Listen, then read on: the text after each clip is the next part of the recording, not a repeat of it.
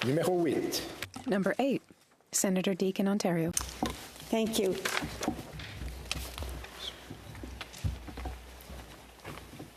I rise today to speak to Senator Sorensen's inquiry into nation-building value of tourism. Today, I'd like to take a moment to highlight tourism in my home region, Waterloo, an hour west of the Toronto Airport, 3 hours east of the Windsor-Michigan border. Let's start with some numbers. I've got the calculator. I'll borrow that calculator. Each year, Waterloo Region welcomes about 5 million visitors. We're home to roughly 3,000 tourism businesses, employing more than 17,000 people, primarily in the restaurant and transportation sectors. And right now, as Canadians look to support local in-Canada tourism industries, more and more of them are choosing Waterloo.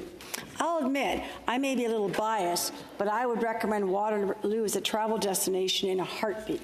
It offers the best of all worlds: beautiful natural spaces, a rich cultural scene, and countless learning opportunities. We're rightly known for our festivals, farm-to-table cuisine, farmers markets, and agritourism. For many Ontarians and Americans, it's also an easy and authentic getaway not too far from home.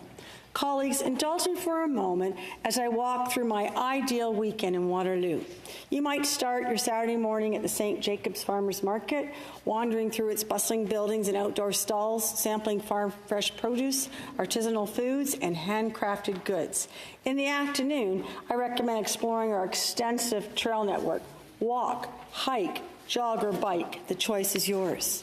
If you visit at the right time of year, you might catch the Waterloo Mistletoe Trail.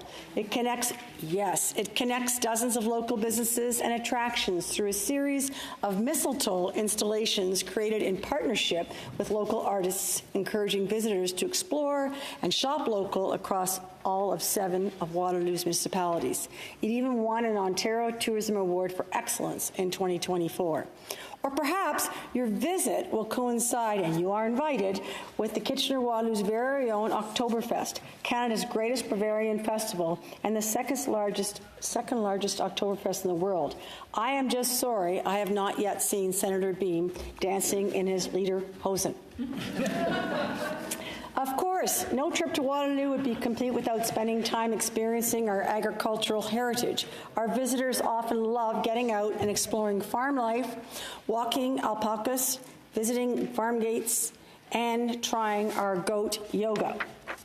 I also recommend the self-guided Fields and Flavors Trail with 19 stops, including orchards and local markets that allows visitors to meet growers, makers, and producers while experiencing the region's agricultural heritage firsthand. Along the way, you may spot horse-drawn buggies or come across the Mennonite farm stands, reflecting the Mennonite communities whose traditions remain central to Waterloo Region's story today. And there's plenty to learn as well. The Ken Sealing Waterloo Region Museum, Ontario's largest community museum, tells the story of Waterloo Region. The University of Waterloo's Earth Sciences Museum welcomes visitors of all ages with open arms. And the Schneider House Community Museum preserves the region's unique identity and Germanic folk traditions through more than 7,000 historical objects. Waterloo Region is also known as the Silicon Valley of the North. You've heard me refer to this before. We have a strong startup community as well as entrepreneurship. There's a high-caliber talent pipeline with the University of Waterloo, Wilfrid Laurier, and Conestoga College that provides a constant stream of highly skilled graduates. The University of Waterloo has a unique, you may hear this more and more, but a unique intellectual property, an IP policy. It allows students and researchers to retain ownership of their IP, which of course encourages entrepreneurship and startup formations. There's a very, very supportive startup ecosystem and technical cluster with Toronto that includes 15,000 tech companies and 300,000 plus employees. Collaboration and growth is abundant, which results in a strong internal mentorship and funding. Tech giants like Google, SAP, OpenText operate alongside newer companies. As I speak, a team is working hard to produce the first in the world quantum computer.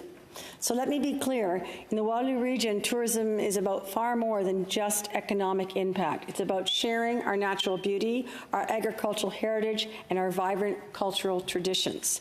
Excitingly, the region's tourism offerings are also expanding beyond these staples as the region becomes a high-tech hub for esports, gaming, and technology-driven events. This past Canada Day weekend, for example, the Kitchener Memorial Auditorium was packed to the brim with fans as Waterloo hosted the Call of Duty League Championship. You may or may not have heard of that before. 8 of the world's most elite teams competed for $2 million in a U.S. prize pool. It's the first year that this event has been hosted outside of the United States, putting Kitchener on the international map. Visitors came from all over, from across the United States, UK, Europe, Mexico, and beyond. Gamers, content creators, and digital superfans filled the hotels, restaurants, and local businesses.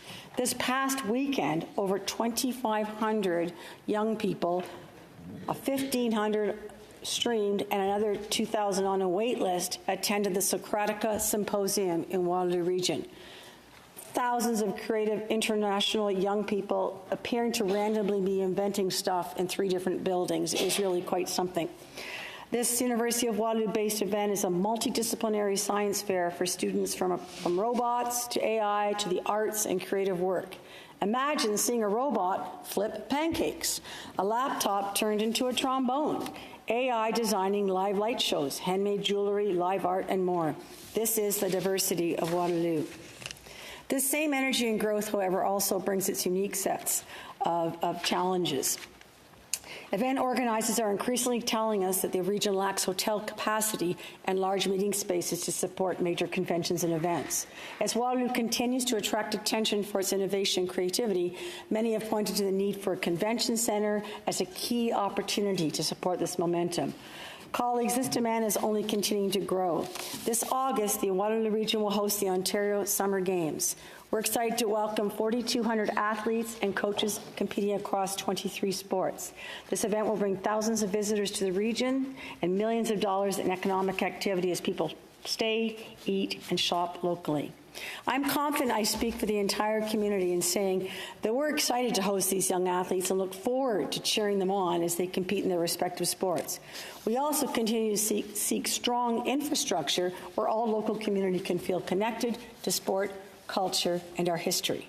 I'd like to close by extending a heartfelt thank you to Senator Sorensen for creating a space for each of us, to talk about the places we call home. Sharing these stories matter because tourism does more than support local communities. It strengthens communities and brings people together. And it gives regions like mine the opportunity to share what makes them special with the rest of the country. In Waterloo region, we're proud to welcome Canadians and visitors from around the world to come experience for themselves. Senators, I welcome you and look forward to hosting you someday in Waterloo. Thank you. Merci. Miigwech.